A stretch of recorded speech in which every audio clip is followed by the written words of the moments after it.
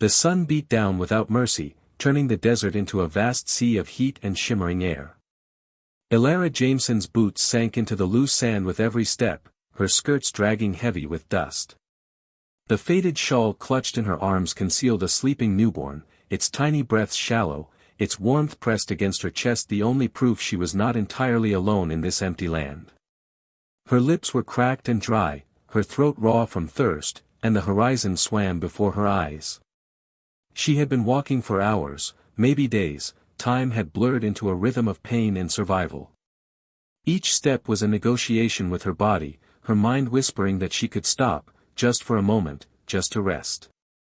But she knew if she stopped, she might never rise again. The wind gusted, lifting grains of sand into her face, stinging her skin. She turned her head away, tightening her hold on the child, whispering words she could barely form. The ground fell away into a shallow, dry arroyo. Her knees buckled, and she sank down, the earth cool in shadow compared to the glare above. Her vision dimmed at the edges, her breaths shallow. The baby stirred, whimpering softly. She tried to hum, but her voice rasped like wind through brittle grass. It was then she saw movement, at first, a blur against the sun, then a clearer shape. A horse, dark as a storm cloud, cresting the ridge. The rider's silhouette was cut sharp against the white sky, the long brim of his hat shadowing his face. He rode without hurry, yet with a purpose that drew him straight to her. He reined in, and the dust swirled around them. His eyes, pale and steady, swept over her and the bundle in her arms. He said nothing. Dismounting, he knelt, his shadow falling over her, offering a strange kind of shelter from the sun. Without asking, he slipped his arms beneath her and the child, lifting them both with ease. The leather of his coat was warm against her cheek, the faint scent of horse and smoke grounding her as the world tilted. She tried to speak, to ask who he was, but her tongue felt thick. He mounted with her cradled before him, guiding the horse into a slow, steady gait. The rhythm of its steps lulled her toward sleep, though her mind clung to the shape of his jaw, the hard set of his mouth, the silence that seemed as much a part of him as the reins in his hands. By the time they reached the cabin, the light had softened to gold. The building was small, weathered gray, its porch sagging under years of sun and wind. He swung down, carrying her inside without ceremony. The air within was cooler, heavy with the scent of leather, wood smoke, and something older, oil on tools, the faint tang of dried sage hanging in bunches from a beam. He set her down on a chair near the hearth, the baby still tucked in her arms. From a shelf, he took a tin cup and poured water from a clay jug, holding it out until she wrapped her shaking fingers around it. The first sip burned her throat, then soothed it, sending a slow relief through her limbs. He fetched a blanket, worn but clean, and draped it over her shoulders. His eyes were guarded, not unkind but wary, as though measuring the weight of this intrusion into his solitary life. "Rest," he said, the first word she'd heard from him, low and rough from disuse. She nodded, though part of her bristled at the command. In the hush that followed, the crackle of the fire seemed loud. She could feel his gaze at times, quick and assessing, before he turned back to the work of hanging his coat, setting his hat on a peg, and poking at the coals. The safety she'd stumbled into felt fragile, like a rope bridge that could be cut at any moment. She had no claim here, no promise of shelter beyond the night. Yet for now, there was warmth, and water, and a roof between her and the endless desert. She held the baby closer, eyes heavy, and told herself it would be enough until morning. The fire's glow painted the cabin walls in soft amber, each flicker casting shadows that seemed to breathe with the wind. Outside, the night pressed close, the wind slipping through the cracks in the boards with a lonely whistle. Elara lay on a narrow bed in the corner, her newborn cradled against her chest. The baby stirred, releasing a soft, restless cry, and she rocked gently, her voice low in a tune so old she could not remember when she first heard it. She wanted to believe she could rest, but every sound tugged her back to the surface, floorboards shifting under old nails, the creak of leather as Calder moved in the adjoining room, the faint rattle of the eaves under the wind's insistence. Her mind, stubborn and cruel, wandered where she wished it would not. She saw her husband again, pale with fever, his hand clammy in hers before it grew still.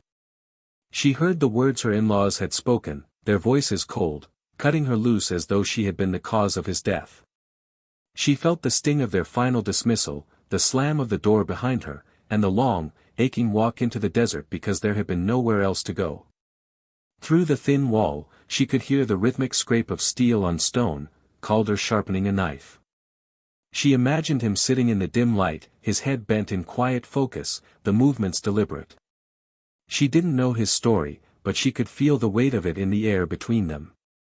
A man doesn't live alone in a place like this without ghosts.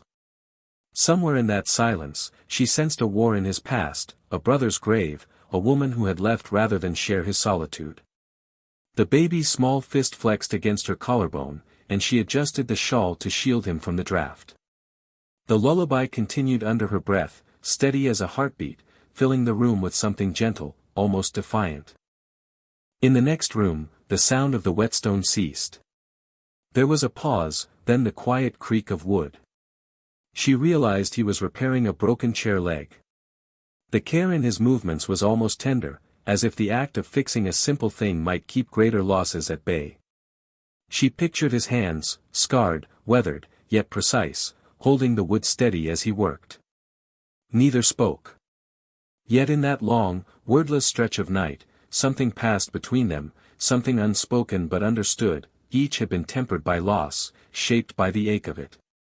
In the fragile warmth of the firelight, they were no longer simply a stranger and a guest, but two souls who recognized, however faintly, the weight the other carried.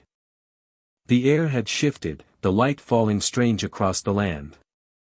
Days had passed since Alara first crossed the cabin's threshold, and the quiet between her and Calder had grown into something that was not quite comfort, yet not hostility either.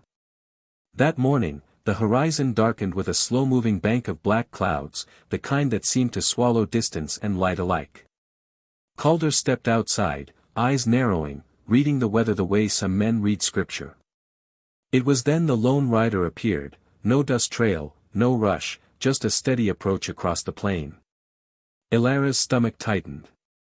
She adjusted the baby higher on her hip, her fingers instinctively clutching the child closer. She had heard enough stories to fear what an unknown rider might bring. The man who dismounted was younger than Calder, lean and straight-backed, his black hair bound in a single braid down his back. His eyes moved over her briefly, unreadable, before finding Calder's. They didn't greet each other with words at first, only the briefest nod, the weight of history carried in that single exchange. "Hawthorne," Calder said finally, his voice low. "Storms coming fast from the west," the young man replied. "Wind'll tear up anything not tied down." Calder nodded once. "Then we'd better tie it down." There was no hesitation, no suspicion between them, only the practiced economy of two men who had worked together before. Calder tossed Alara a glance, half reassurance, half warning to stay inside, then moved toward the corral with Hawthorne. She lingered by the door, watching as they moved in rhythm, securing fence gates, dragging heavy feed sacks against the shed doors, throwing extra lashings over the haystack. Their speech was spare, sometimes in English, sometimes in the rounded cadence of Apache, punctuated by quick gestures that needed no explanation. The wind began to rise, pulling at the loose ends of Calder's coat and tossing grit into the air. Alara stepped back inside, heart restless, listening to the thud of boots on the porch as the men returned. By nightfall, the storm had found them. It came like a living thing, first a deep moan in the distance, then a rush of dust-laden air that made the cabin shudder. Rain followed, hard and slanting, striking the windows like handfuls of pebbles. Calder and Hawthorne sat at the table, steam curling from tin cups of black coffee. They spoke quietly, voices pitched low against the wind's roar, trading words in two tongues with the same ease they had worked outside. Alara sat near the hearth, the baby dozing against her shoulder, the fire's warmth a small shield against the cold that seeped through every gap in the wood. She found herself studying them, not just their faces but the trust that seemed to pass unspoken between them. It was a trust earned somewhere out there, on plains or in trades, perhaps under the same kind of sky that now raged above them. Outside, the desert was a wild, dangerous thing. Inside, there was a strange, unexpected safety, one that made her question the stories she'd always heard about who could be trusted and who could not. In that moment, she understood that danger and salvation often wore the same face, and that trust was something a person might have to see with their own eyes before believing. By morning, the storm had blown itself out, leaving the world scrubbed pale. The sky held that strange brightness that comes after hard rain in the desert, as though the sun had been washed clean. A thin layer of sand lay over everything, the porch boards, the corral fence, even the windowsills inside the cabin. Elara brushed some from the table with the edge of her hand, listening to the quiet that had settled in place of last night's violence. The cabin felt smaller now, as if the storm had pressed them closer together. Calder moved about his work with his usual silence, mending tack at the table, tightening buckles, testing the strength of each stitch. The smell of oiled leather mixed with wood smoke. From time to time his eyes drifted toward the child without him seeming to realize it, before he bent back to his work. One morning, she rose to find a small shape on the table, a carved horse, smoothed and polished by careful hands. It fit perfectly in her palm, the wood warm from where it had been held. It was clearly meant for small fingers. She turned it over, tracing the curve of the mane, wondering when he had made it. Calder offered no explanation when he came in from the corral, only moved past her to hang his coat. The unspoken gesture lodged somewhere deep inside her, both warming and unsettling her in equal measure. Still, questions pressed in. How long could she stay here before she wore out her welcome? Did he see her as a burden, or something else? Was his kindness rooted in pity, or in something quieter, harder to name? That night, as the lamplight pooled across the table, a sound broke the stillness, distant hoofbeats. Calder's head lifted at once, his expression sharpening. Without a word, he reached for the rifle that leaned against the wall, checking its chamber with practiced ease. "Keep the boy close," he said, low but firm. Elara gathered the child into her arms, her breath shallow. The hoofbeats grew louder, then slowed, then faded again into the night. Calder stayed near the window until the silence outside felt certain. Only then did he lower the rifle, leaning it back against the wall. Neither of them spoke. The air between them was different now, thicker, aware. She sat with the child's weight warm against her, and he remained at the table, hands still. Whatever passed between them in that quiet was wordless but certain. They were no longer strangers watching each other from a distance, but two people listening to the same silence, prepared to face whatever might break it. The morning was still, the air holding that thin, dry coolness before the sun rose high enough to burn it away. Elara was rocking the baby by the window when the sound of hooves broke the quiet. Two riders emerged from the glare, their shapes growing sharper as they drew near. Calder stepped out onto the porch before they could dismount, the rifle not yet in his hands, but close enough to reach. One of the men swung down, his boots stirring dust. His eyes went to the child in Alara's arms, then back to Calder. "That boy," he said, his voice flat, "belongs to settle a debt. Her husband owed us, and we've come to collect." Elara's grip tightened on the shawl. The baby whimpered, sensing the tension. Calder didn't move, but his presence shifted, solid, immovable, like the beam holding up the cabin. "No," he said, his voice low, the single syllable carrying weight. The second man snorted, stepping forward. "You got no say in it." From the ridge beyond the corral, a figure appeared, hawthorn, bow drawn, the arrow steady as stone. His voice carried easily over the open ground. "Leave while you can." The riders hesitated, reading the odds, and found nothing in their favor. Without another word, they turned their horses and rode back into the pale horizon. The rest of the day passed in a quiet that felt stretched thin, as if the land itself was holding its breath. When night fell, Elara sat close to the fire, the baby asleep in the small cradle Calder had built from scrap boards. Her hands were wrapped around a tin cup, the heat seeping into her fingers. Across from her, Calder sat in the firelight, his face carved in gold and shadow, the years etched deep at the corners of his eyes. She saw him differently now, not just the man who had carried her from the desert, but one who would stand between her and danger without asking for thanks. A man who had chosen a life apart, yet still stepped forward when someone was in need. "Thank you," she said softly, the words barely breaking the crackle of the flames. He lifted his gaze to hers. A slow nod, nothing more, but the look that passed between them carried more than speech could hold. It was steady, unhurried, and it felt like the first stone in a foundation neither had planned to build. The fire burned low, but neither moved to end the moment. Outside, the desert was as wide and unforgiving as it had ever been.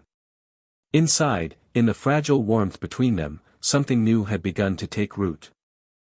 Elara tending a garden that might feed them when the seasons turned. Hawthorne came by from time to time, his presence as steady as the wind across the plains, bringing news from the distant trails and sharing coffee by the fire before moving on again. The baby grew stronger, his cries sharper, his laughter unexpected and bright in the quiet spaces of the cabin. When Calder saddled his horse one morning for a trip into town, the air was cool and sharp with the first hints of spring. Elara watched him from the porch, the child against her shoulder, and said nothing, though she felt the absence before he had even ridden beyond sight. In town, the voices reached him before the words did, two men, leaning against a post outside the general store, their laughter low and mean. "Finish what we started," one said. "No one out there to stop us now."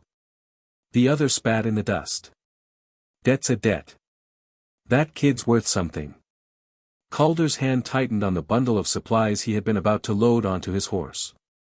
He didn't speak to them. He didn't need to. He simply rode out, the horse's hooves cutting a straight path back across the open country. The cabin came into view just as the light began to flatten toward evening. Two horses stood by the corral, their riders too close to the porch for comfort. Calder's rifle was in his hands before he was off the saddle. The men turned at the sound of boots on hard earth, one reaching for his belt. "Leave," Calder said, voice carrying like the crack of a whip. They sneered, but before the first could speak, Hawthorne's voice came from the slope beyond the barn. He said leave. The bow in his hands was drawn, the arrow trained without tremor. Something in the men's bravado faltered. They mounted without another word, spurring their horses into the gathering dark. Calder watched them until they were only dust and distance, then lowered the rifle. When he turned back, Elara was in the doorway, the child balanced on her hip, the wind lifting the edges of her hair. Her eyes met his, steady and unflinching. "You plan to leave when spring comes?" The words were almost awkward in his mouth, as if they'd been waiting too long to be spoken. She didn't answer right away. Her gaze searched his, as though weighing the question itself. "This place," she said finally, "feels more like home than anywhere I've known." Something eased in him at that, though no smile crossed his face. He only gave a short nod, the kind that carried more than a dozen spoken assurances. In the weeks that followed, the land began to green, pale shoots pushing through the soil like cautious promises. The air softened, and the wind carried the scent of baking bread from the open window. The cabin, once steeped in silence, now held the sound of a woman's low humming, the baby's laughter, and the creak of a rocking chair by the hearth. Sometimes, in the evenings, Calder would sit across from them, watching the firelight catch in the strands of her hair as she rocked the child. He didn't say the words, but he didn't need to. She knew. And he knew she knew. The desert stretched out beyond their door, still as merciless as ever, but here within these four walls, they had carved out something rare, something hard-won and quietly kept. And for a man who had spent years listening only to the wind, he found that the sound of her voice, soft and steady in the lamplight, was something worth hearing for the rest of his days.